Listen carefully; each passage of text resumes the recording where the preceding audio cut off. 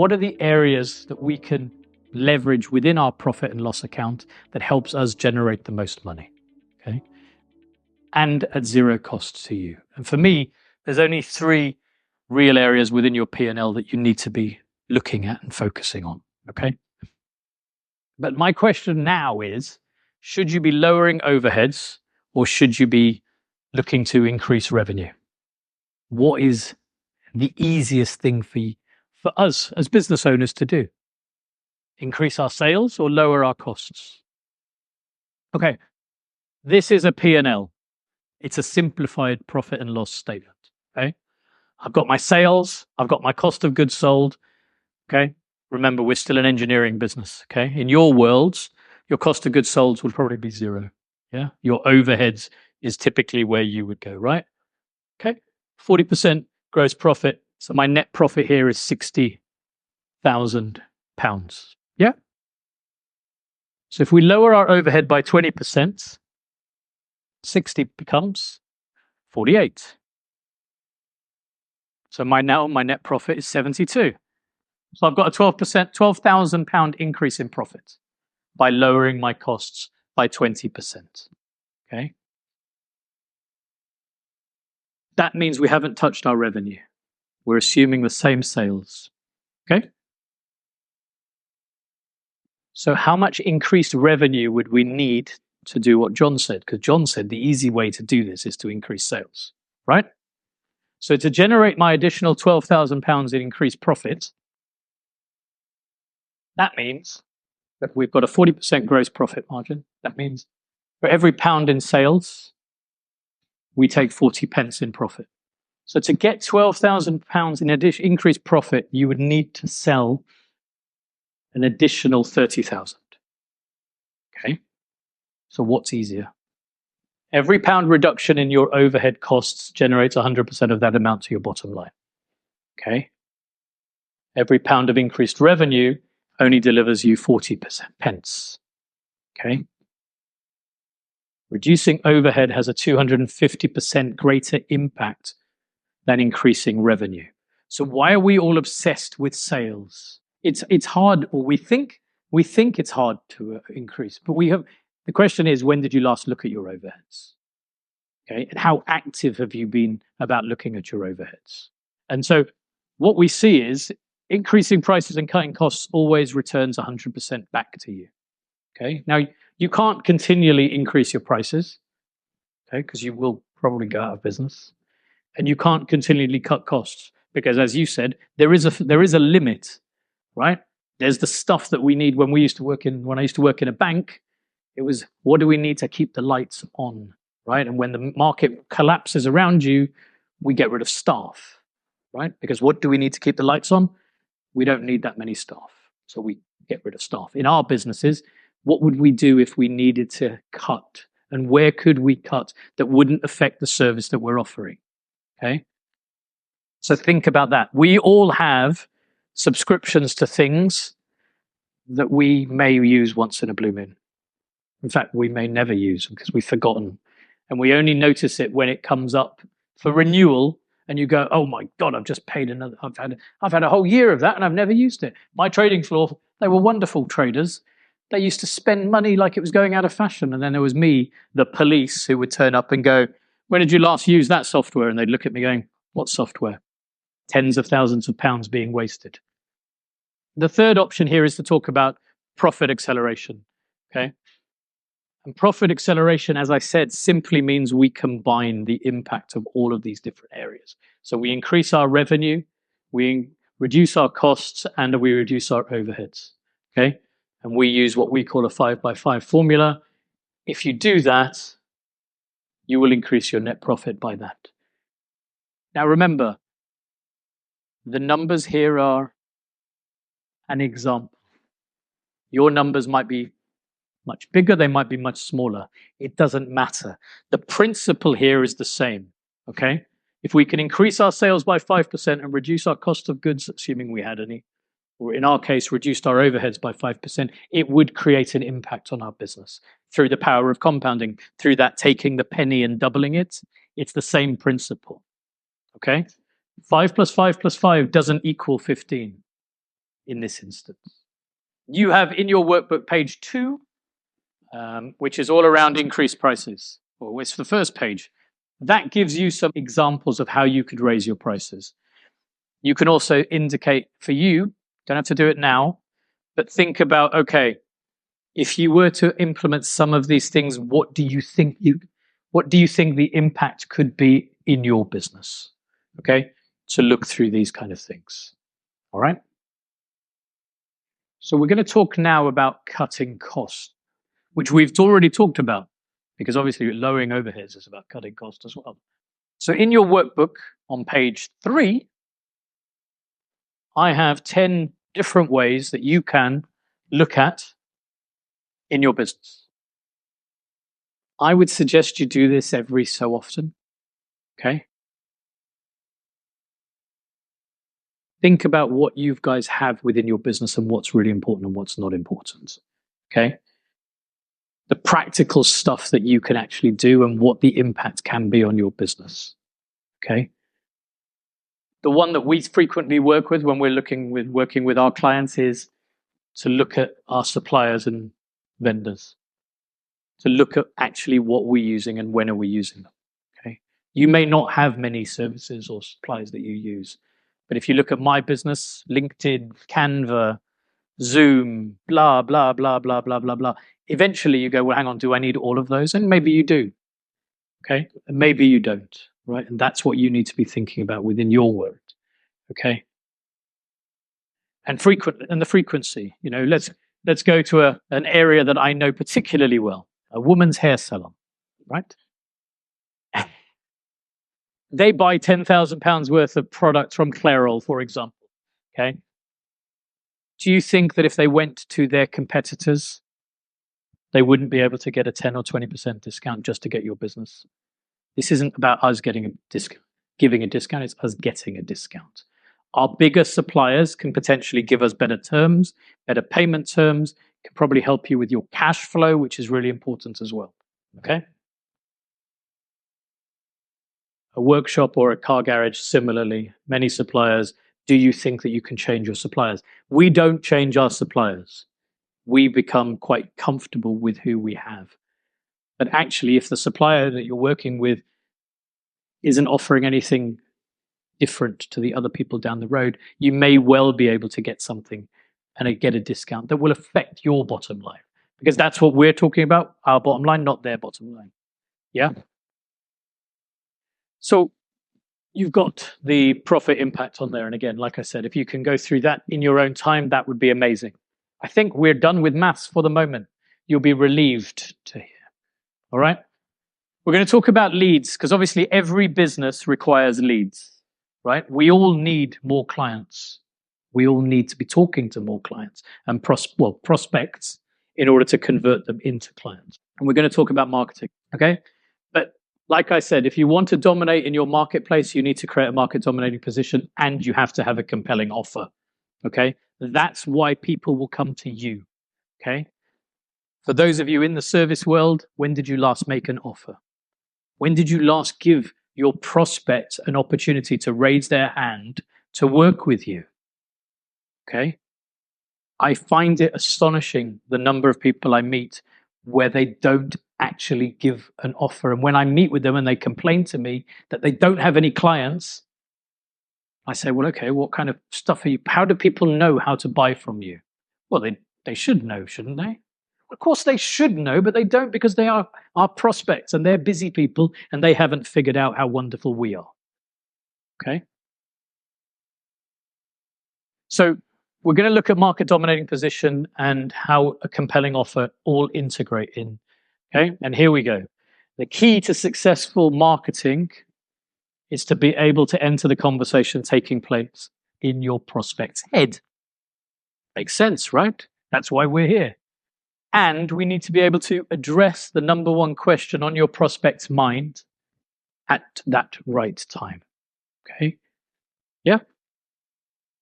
And what we talk about is the conversation that's taking place in every prospect mind revolves around 2 major points. There's a problem that they have that they don't want, and there's a result that they want but they don't have. we remember that, the rest of this is easy, right? What is the problem that your prospects have that they don't want? And what is the result that they want that they don't have? And if we can address that, guess what? You can start talking to your prospects in a different way. You can start cutting through the noise, okay? We use what we call the conversion equation. You can see I'm an engineer and I love equations, but this equation is a different equation. This is the marketing equation. This is called, how do we interrupt the swipe, the scroll, the noise that's out there? How do we stand out? How do we engage? How do we educate them? And then what is our offer, right? I'm going to give you an example. So the interrupt is your headline. The engage is your sub-headline, okay? I think it's in the workbook as well. Yes, okay? The educate is the information you provide that provides evidence as to why you are superior in every way to your competition. Every way, yes. Because our competition are not doing this because they don't come here, so they don't know about this, right? And finally, what is the offer? Okay, so that they can't turn it down. And an offer doesn't have to be buy now. Doesn't have to be. The offer could be download my free ebook like I have on my website, right? Or something similar to kind of take them on a journey with you. Okay? We all know about the buyer's journey. So in the buyer's journey, we have different people, right? We've got the future buyers, the soon-to-be buyers, and the now buyers. Unfortunately, most businesses are talking about the now buyers, or they're talking to the now buyers. They're not worrying, they're not thinking about the future buyers or the soon-to-be buyers, right? They're not talking about why should I buy and how do I get to know who you are, okay? They don't counter them with the objections of why shouldn't you buy that from that, okay? So let's look at a website. Now, this website's quite old, but there are some things that I want you to look at because actually it's still very common today, okay? That his website is all about get in touch with me, right? Call me, phone me, get your consultation. Amazing. If I am in that 1% who's ready to buy today, this is amazing. This is exactly what I want. I want to contact Gary right now because I've now made my decision that John isn't the man for me and Gary is the man for me. Think about your own websites. What are you doing to kind of nurture and take people on a journey? This is what we do. Yeah, this is what marketing is about. It's not about the now. Of course, the now is important. There's the offer part, which I told you about before. We don't make offers, so we're not even giving those that we've nurtured on our journey, right? If we're all on LinkedIn, which I assume we all are, but the point is, even on LinkedIn, we don't give an offer out to people. And people are following us and reading our posts and whatever. At some point, put your offer out there. Tell people what you do and how they could work with you or how amazing it would be to work with you. So let's look at this child psychologist case study that's come over from the States. It's old. I make no bones about it, but it emphasizes a really important point. This is Dr. John Smith. It's old, okay? But it has video, okay? It has video, okay? But Dr. John Smith is an expert in many, many things, okay? In fact, he's an expert in all of those things in the middle, all right? Which is fantastic. We all should be as amazing as Dr. John Smith. We are all amazing as Dr. John Smith. We can all do amazing things. So we could do what John did, or Dr. John did. Just list them all there, put a number up, okay? This is all about how wonderful I am. I've got resources. I specialize in all of these things. This is me, and I've got tons of great information for you, okay? And he's got the free consultation, yeah? I'm ready to buy now, okay? So we looked at this, and we worked with him and said, if we were to pick one of those areas, we create what we commonly call today a landing page or a squeeze page. They are the same, in fact, but a landing page allows you to talk about one of your particular areas. And what you do is you drive traffic through adverts or through your social media to that particular area, talking about the problems that you're addressing. And we go back to our conversion equations, right? The interrupt in this instance is, are you sick and tired of the yelling, screaming, and belligerent attitude of your child? For those parents who are out there with some children in this space, they would sit there going, yes, I am actually. Thank you very much. This is exactly what I am. Well, the engage then is, well, let me show you a way to take you to a different place. Okay? My educate is, well, why should I care who you are? And actually, who are you to be giving me this advice and this input? Okay? And finally, what is the offer? Okay? We did this for all of those different 8 or 9 areas that he had on his page. Okay? So we're not taking away from his services. We are enhancing each of them by focusing on the pain points. You know, one of the things on there was around bullying. The messaging around bullying is not going to be the same as this, obviously. Teen pregnancy equally, right? So we've got to be talking about the problem, going back to what is the problem that they have that they don't want, and what is the solution that they need. Well, that's the problem I've got. I've got a screaming and belligerent child, and the solution I want is peace and quiet and control. Okay? So, as you can see, this was how we were talking about, you know, what are you talking about? And you have to get under the skin about what it is that you're trying to do so that you're not the same as everybody else, right? That you're not appearing as the same as everybody else. Yeah. What specifically are your existing clients, previous clients telling you about the problems that they had? Yeah. Or they had before they started working with you. And then we can show you, in this instance, we got his video done to talk about that specific challenge rather than it being a overarching, I am Dr. John Smith and I do everything that you could possibly imagine.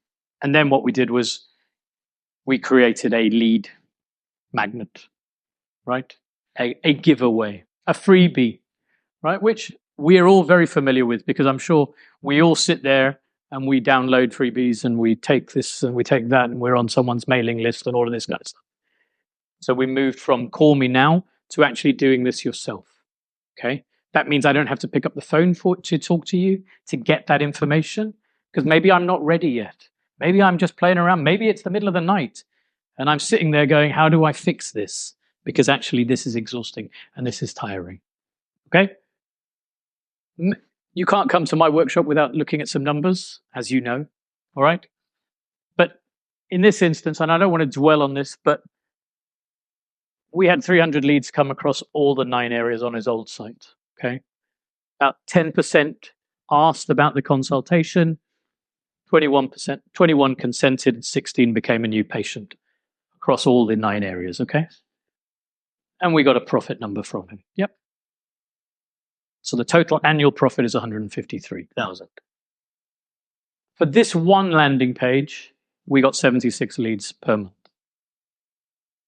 79% or 60 people requested the offer, 43 requested a consultation, and 38 became new patients.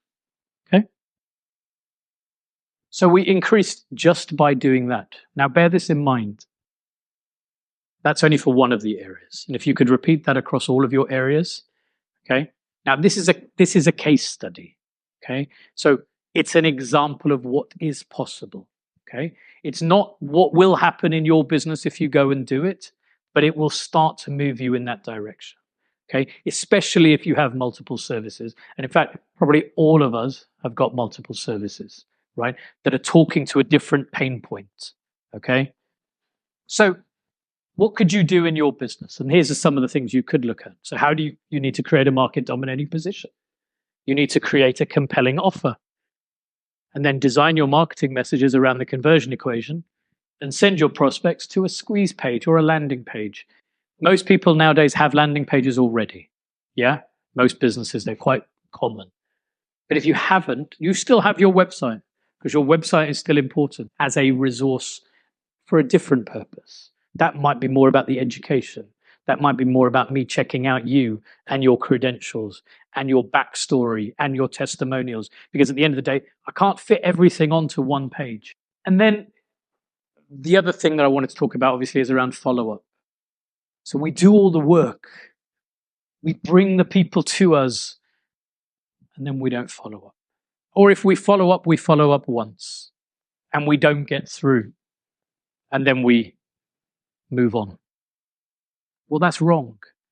Until they tell you, go away, Rohit, don't darken my door again with your shadow, they're fair game, okay? If they've expressed an interest, you're allowed to follow up with them, okay? And it says preferably within an hour. If you could do it within an hour, fantastic, because that means they're still in hopefully you're still in their mind, okay? But even so, have a plan, okay, of how you're going to follow up with your prospects, okay? Or with the people who are kind of hand raising, okay? Because that's what we want. We want them to show us a signal that they're out there, okay? And that's how you can create lead generation.